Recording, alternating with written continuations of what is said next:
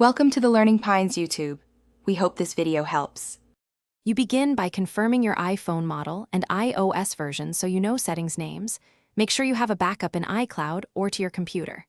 Next, toggle airplane mode on for 5 seconds, then off. This forces a quick radio reconnect.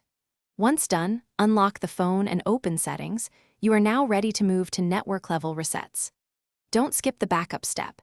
It protects saved network credentials and carrier settings you might need later. You go to Settings, then General, then Transfer or Reset iPhone, and tap Reset. That sequence reaches the Network Reset option. Choose Reset Network Settings, enter your device passcode, and confirm the action. This clears Wi-Fi passwords, VPN profiles, Bluetooth pairings, and saved cellular configurations. The phone will reboot automatically. Once it restarts, it will attempt to reattach to carrier networks and rediscover Wi-Fi. If a carrier update prompt appears, accept it so your SIM and carrier profiles are current and compatible. After reboot, you should rejoin Wi-Fi and repair Bluetooth devices.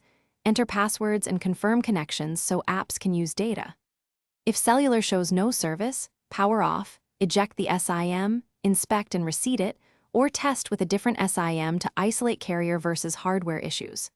If problems persist, check Settings General About for a carrier settings update iOS, and then contact your carrier for provisioning help. These steps fix most configuration and account-related blocks. Thanks for watching.